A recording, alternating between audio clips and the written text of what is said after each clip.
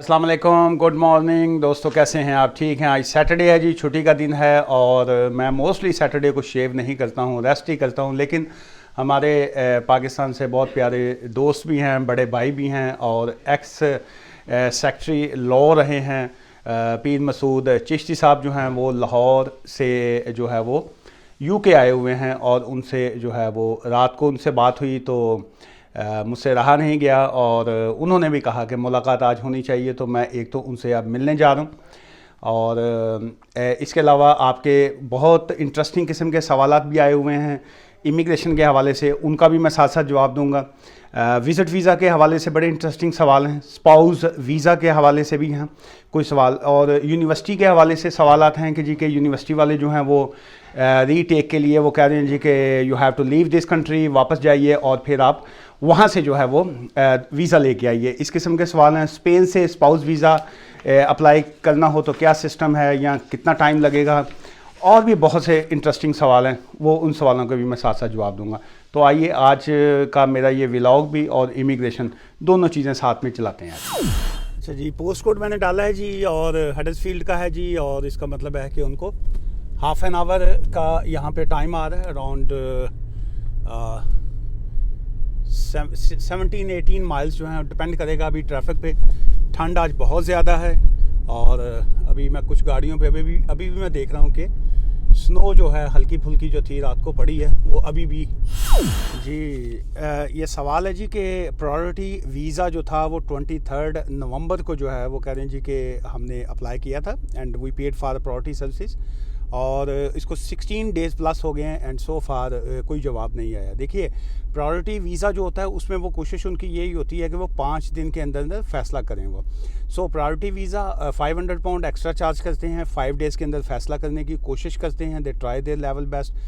800 pound पे करें आप उनको तो सुपर प्रायोरिटी है, फिर वो ट्राई करते हैं आपका 24 आवर्स के अंदर पे करने के लिए। अगर वो फ़ैसला ना कर पाएँ तो फिर वो आप उनको राब्ता कर सकते हैं। तो फिर वो क्या करेंगे कि जो आपने प्रायोरिटी सर्विसेज की जो एक्स्ट्रा फ़ीस पे की होती है वो आपको रिफ़ंड कर देंगे, और जो आपका केस है वो नॉर्मल जो एवरेज टाइम है उनका उसी के ऊपर वो फिर रखते हैं, फिर उसी के मुताबिक वो डिसाइड करेंगे। उसको चाहे 4 मंथ्स लगें, चाहे 6 मंथ्स लगें, 8 मंथ्स लगें, जो भी उनका टाइम फ्रेम है वो उसके मुताबिक फ़ैसला करेंगे। बहरहाल आप ये जो प्रायोरिटी वीज़ा की जो फ़ीस थी 16 डेज़ प्लस हो गए हैं, आप उनसे रिक्वेस्ट करके उसका कोई ऑप्शन नहीं होता, वो सब रिफ़ंड करेंगे जी उसका। ये अभी दिन के 3 का टाइम है, 3 o'clock, और टू डार्क, बहुत ज़्यादा डार्क है और स्नो जो है पीछे हल्की हल्की पड़ रही थी, लेकिन यहाँ पे वेदर साफ़ है। लेकिन 3 बजे का टाइम है और आप देख सकते हैं जिधर मैंने पहुँचना था मैं पहुँच गया हूँ। अब एक सवाल का आपको जवाब दे दूँ, फिर उसके बाद जो है रेस्ट सवालों के जवाब मुलाकात के बाद मैं दूंगा। अच्छा, सवाल था जी इनका कि विज़िट वीज़े के लिए 20 अक्टूबर को जो है इन्होंने बायोमेट्रिक दिए थे और उसके बाद 27 अक्टूबर को इनको उसका जवाब आ गया था। तो अभी ये पूछ रहे हैं कि कितना टाइम और लगेगा। देखिए 20 अक्टूबर को भी अगर आप टाइम वहाँ से भी स्टार्ट करें अगर, तो अक्टूबर, उसके बाद नवंबर, दिसंबर और जनवरी, क्योंकि एवरेज टाइम जो है वो 12 वीक्स जो हैं वो लग जाते हैं बहुत से केसेस में। तो अभी आपको फ़िलहाल आराम से वेट कीजिए, और अगर 25 जनवरी तक भी रिप्लाई ना आए तो फिर जो है आप थोड़ा सा फ़िक्रमंद हो सकते हैं कि जवाब क्यों नहीं आ रहा। पीर साहब के लिए शॉपिंग हो रही है जी। पीर साहब नहीं, मैं क्या। अच्छा जी, पीर साहब के लिए जो है वो मैंने ये एक जर्सी टाइप जो थी वो मैंने बाय की है, पोलो की है, और कलर जो है मुझे उम्मीद है उनको पसंद आएगा। और साथ में जो है ये बच्चों के लिए जो वैसे मैंने कहा कि जी के यूके से जाएंगे वो, तो ये चॉकलेट जो है वो साथ ले जाएंगे। तो सर बेहतरीन साइज़ है, देखो क्यों जी, कैसा लग रहा है पीर साहब का सूट? इतों है हल्का जी जरा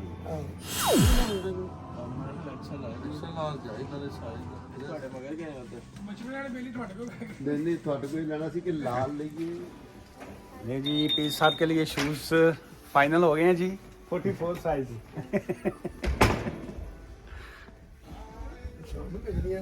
क्या आज फुटबॉल मैच की वजह से पूरा सन्नाटा है जी, खामोशी।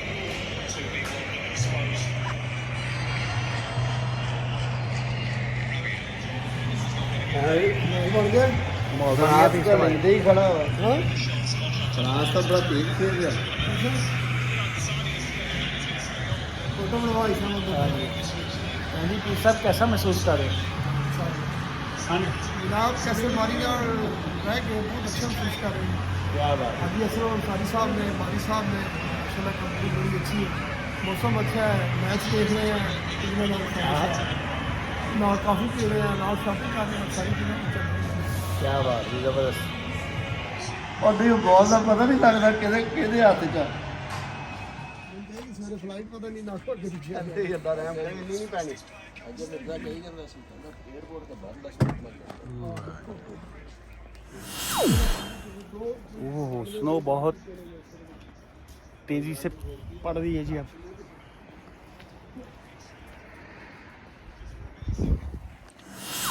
हाँ जी पीर साहब, दिसंबर की स्नो सी जी है नवंबर च पै गई, कैसा महसूस कर रहे हैं पीर साहब? स्नो पै रही है, देखो बड़ा अच्छा जी, बर्फबारी ज़बरदस्त स्नो है। हाँ, ये दिसंबर च पैंदी हुंदी है बस, ਹਾਂਜੀ। लेकिन ऐतकी नवंबर च पै गई ਤੁਹਾਡੀ, कमाल हो गई। है ना? ज़बरदस्त। ਇਹ ਤੁਹਾਡੀ वजह तो पई। ठीक है ठीक है, जान तो पहले पहले ਤੁਹਾਨੂੰ स्नो दिखा दी। हाँ मैं और को बेहतर रुक भी जावे ना ताकि सवेरे में चला भी जावा इंशाल्लाह। इंशाल्लाह जी इंशाल्लाह, कोई नहीं। ठीक है क्योंकि वो आखिरी मैच है अच्छा की दोबारा आखिरी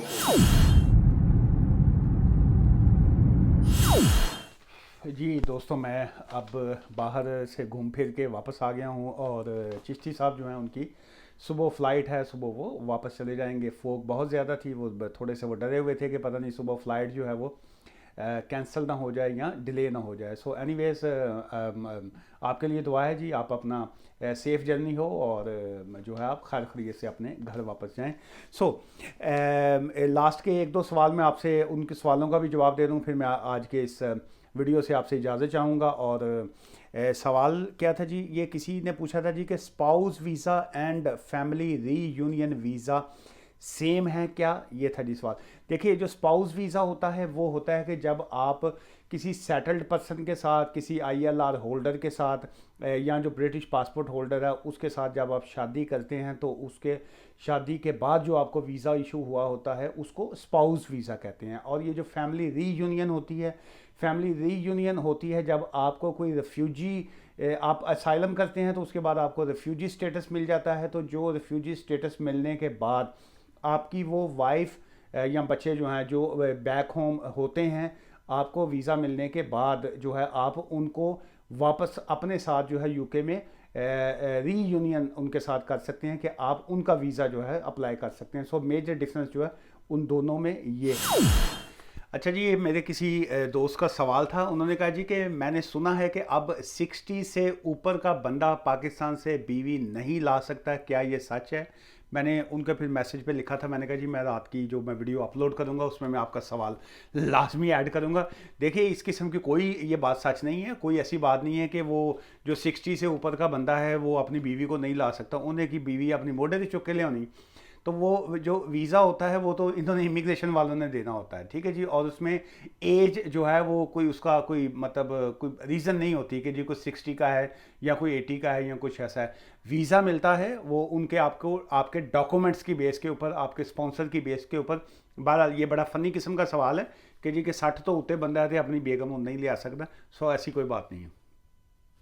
मेरा विज़िट वीज़ा जो है वो लग गया है और मुझे इंग्लिश नहीं आती, क्या वो मुझे इंटरप्रेटर जो है वहाँ पे ट्रांसलेटर जो है वो क्या मुझे वो प्रोवाइड करेंगे या वो मुझसे सवालात या कोई इस किस्म के इमिग्रेशन वाले पूछ सकते हैं या नहीं? देखिए नंबर 1 तो ये है कि आपको विज़िट का वीज़ा आपका लग गया है, कांग्रेचुलेशन। सेकंड ये है कि वो अगर आपको कोई इस किस्म के इंग्लिश के कोई इश्यूज़ आएंगे तो वो बिल्कुल वहाँ पे आपको जो है, अगर आप कहेंगे कि जी मुझे समझ नहीं आ रही है आपकी बात, तो वो इंटरप्रेटर जो हैं आपकी ट्रांसलेशन करने के लिए आपकी ज़बान को, आपको अब जो भी आपकी लैंग्वेज है, उर्दू है, पंजाबी है, वो आपको एयरपोर्ट पे प्रोवाइड कर सकते हैं।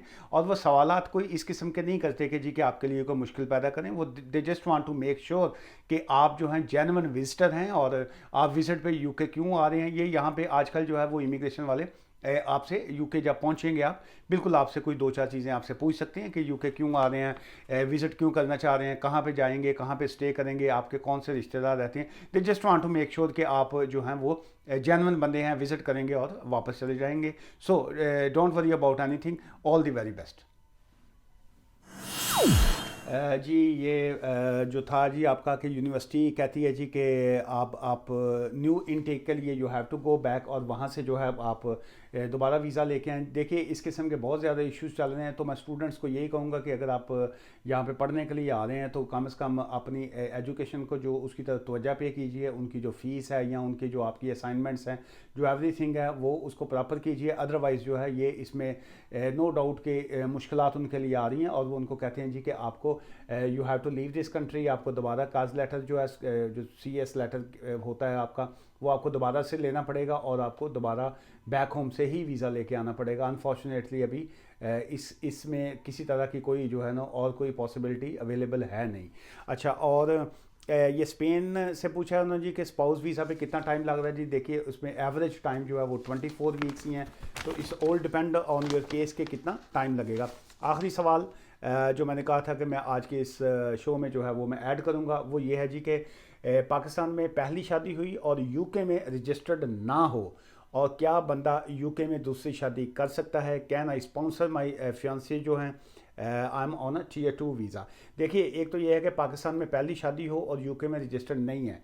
यूके में चाहे रजिस्टर्ड नहीं है, लेकिन अगर आपने पहली शादी की बेस के ऊपर आप यूके में अगर आप आते हैं तो उसमें ऑटोमेटिकली जो है वो पाकिस्तान की जो शादी होती है वो यूके में रजिस्टर्ड हो जाती है। चूँकि एक तो पाकिस्तान का मैरिज सर्टिफिकेट जो है वो गवर्नमेंट ऑफ पाकिस्तान का इशू किया हुआ होता है, और सेकंड ये है कि वो इमिग्रेशन जब आपको वीज़ा देती है इस किस्म का स्पाउस का या पार्टनर का वीज़ा, तो वो ऑटोमेटिकली यहाँ पे रजिस्टर्ड हो जाता है। अब आपके सवाल के मुताबिक तो उसका ये आता है कि अगर आप स्पाउस पे वीज़े पे आई थी तो इसका मतलब है कि वो ऑटोमेटिकली वो रजिस्टर्ड हो चुकी हुई है शादी, चाहे आप उसको रजिस्टर्ड करवाएं या ना करवाएं।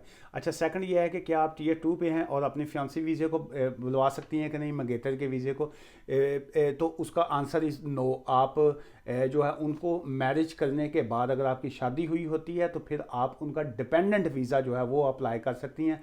फियांसी वीज़ा जो होता है, मंगेतर का वीज़ा जो होता है, वो सिर्फ उनके लिए है जो ब्रिटिश पासपोर्ट होल्डर हों या जिनके पास ILR होता है। सो आपके केस में जो है आप उनका मंगेतर का वीज़ा, फियांसी का वीज़ा जो है वो अप्लाई नहीं कर सकती हैं। जी दोस्तों, आज के इस व्लॉग से मुझे इजाज़त दीजिए और आपसे रिक्वेस्ट यही करूँगा कि आपको अगर प्रॉपर लीगल एडवाइस चाहिए हो तो आप हमारे ऑफ़िस में जो है तशरीफ़ ला सकते हैं। अगर आप हमारे ऑफ़िस में नहीं आ सकते, क्योंकि बहुत से लोग पूरे UK में होते हैं, डिफरेंट सिटीज़ में होते हैं और ऑल ओवर द कंट्रीज़ होते हैं, डिफरेंट मुल्कों से हमें रब्ता करते हैं, तो उनके लिए बेस्ट ऑप्शन ये है कि वो अपॉइंटमेंट बना के हमसे फ़ोन एडवाइस जो है वो ले सकते हैं। बिल्कुल हम फ़ोन एडवाइस, फेस टाइम और वीडियो कॉल जैसे भी है हम आपको प्रॉपर एडवाइस देते हैं, और हमारा ऑफिस जो है वो कंसल्टेशन की फ़ीस चार्ज करता है। दुआ में याद रखिएगा जी। तो इंशाल्लाह एवरी ट्यूसडे और थर्सडे, मंगलवार और जुमेरात, Tuesday and Thursday UK time 5 o'clock मैं लाइव होता हूँ और आपकी फ़ोन कॉल्स का मैं जवाब देता हूँ। और आज की वीडियो से इजाज़त दीजिए। टेक केयर, खुदा हाफिज़ जी।